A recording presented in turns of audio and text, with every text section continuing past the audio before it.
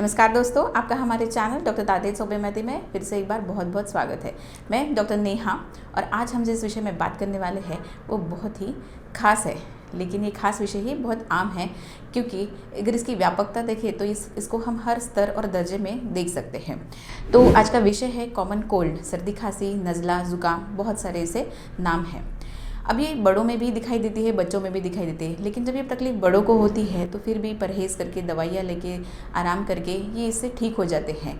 हाँ, बार बार जब संक्रमण होता है और दवाइयाँ उपचार प्रॉपर तरीके से नहीं लिए जाते हैं तो इसका रूपांतरण जो होता है वो nasal polyp, DNS, allergic rhinitis, sinusitis, और तब भी उपचार ना लिए तो अस्थमा, ब्रोंकियल अस्थमा, बहुत सारे ऐसे क्रॉनिक प्रॉब्लम्स हो सकते हैं।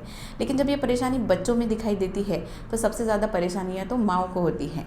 सारी माताएं, अम्मी, माता सब परेशान हो जाती है इसकी वजह से, क्योंकि जब बच्चे बीमार होते हैं तो ये इन बच्चों में दिखने वाला ये संक्रमण बहुत ज़्यादा होता है।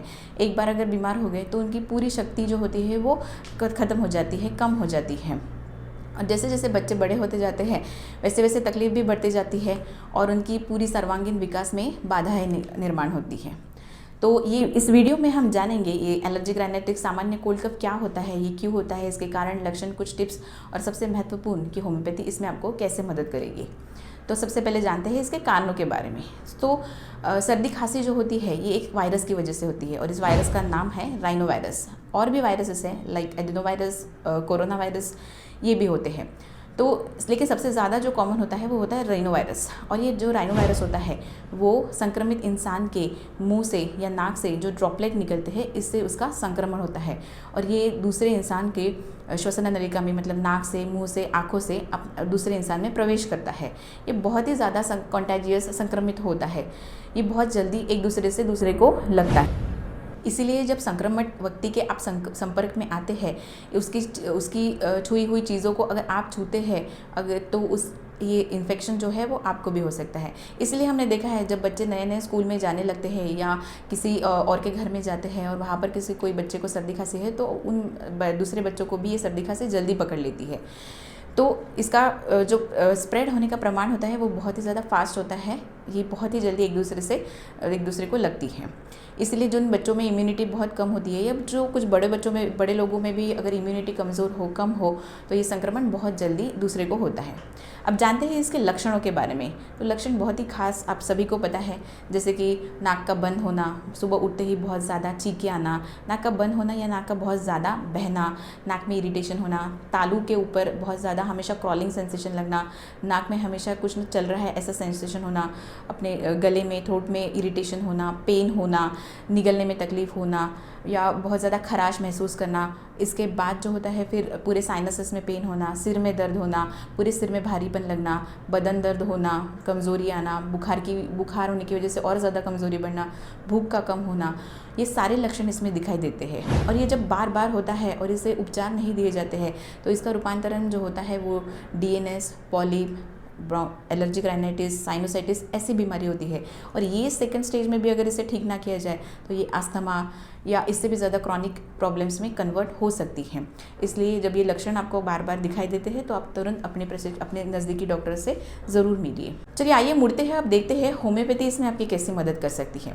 होम्योपैथी एक ऐसी साइंस सिस्टम है जो आपकी रोग प्रतिकारक प्रणाली, मतलब आपकी इम्यून सिस्टम पे ऊपर काम करती है।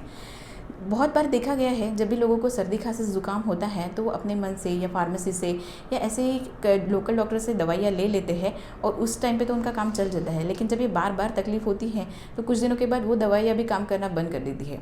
इसी के विपरीत अगर आप किसी प्रशिक्षित होम्योपैथिक डॉक्टर से अपना इलाज करवाते हैं तो उस वक्त वो डॉक्टर, आपकी होम्योपैथी डॉक्टर, आपकी पूरी जानकारी लेते हैं। बड़े लोगों में पूरी जानकारी, मतलब बीमारी के बारे में पूरी जानकारी ली जाती है।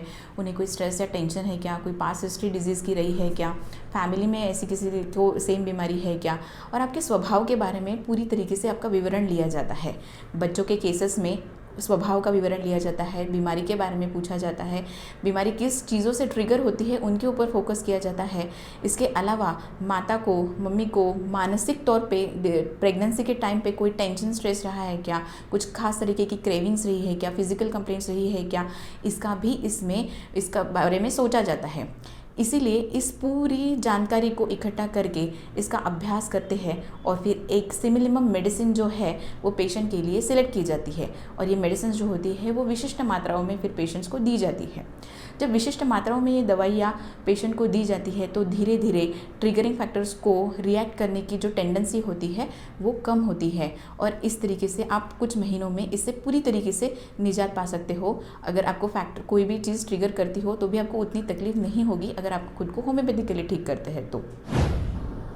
आइए मुड़ते हैं आप कुछ टिप्स की तरफ।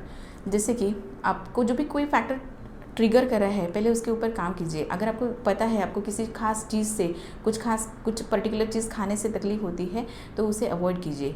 उसके बाद अगर आप किसी सोशल जगह पे जाते हैं तो सोशल डिस्टेंसिंग जो है वो मेंटेन कीजिए। गर्दी की जगह पे जाते हैं तो मास्क ज़रूर पहनें। अब जैसे कि ग्रीष्म ऋतु चल रहा है, बाहर बहुत ज़्यादा गर्मी बढ़ गई है, तो इसमें आप क्या ख्याल रख सकते हैं? तो सबसे पहले तो आपको पानी भरपूर पीना है, हाइड्रेशन मेंटेन करना है।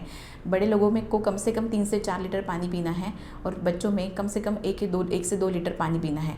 इसके साथ साथ ये हाइड्रेशन आप जूसेस, नारियल पानी, फलों का रस या सूप वगैरह पी के भी इस हाइड्रेशन को मेंटेन कर सकते हैं। दूसरी बात, एकदम से ठंड और गर्म का संतुलन आपको बनाना है। जैसे गर्मी से आते हैं तो एकदम ठंड में नहीं जाना है और एकदम ठंडी से, जैसे एसी कूलर में बैठे हैं तो एकदम आपको गर्मी में नहीं जाना है, जिससे आपको ये तकलीफ हो सकती है। गर्मी के दिनों में बहुत सारे लोग स्विमिंग करने के लिए जाते हैं या रिवर बादिंग के लिए जाते हैं, तो ये भी जो आपको करना है तो वो सुबह के या शाम के वक्त में कीजिए, क्योंकि बहुत तेज़ गर्मी में जब आप पानी में खेलते हैं या स्विमिंग करते हैं तो उस टाइम पे आपको ज़ुकाम सर्दी होने की चांसेस जो है वो बहुत ज़्यादा हो सकते हैं।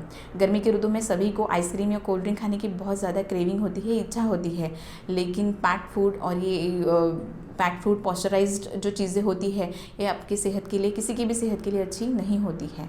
इसके अलावा आपको बहुत हेल्दी फूड खाना है, जैसे कि ताज़ी सब्जियां, फल, इनका सेवन आप कीजिए, पानी भरपूर पीजिए और हाइड्रेशन मेंटेन करिए। इसकी वजह से आपको जो तकलीफ है वो आप इससे बच सकते हैं। भी ठंडी चीज़ या फ्रिज में से निकाल कर आपको एकदम से ठंडा चीज़ कुछ भी नहीं खाना है, पहले उसका तापमान सामान्य होने देंगे, उसके बाद ही आप उसका सेवन करिए।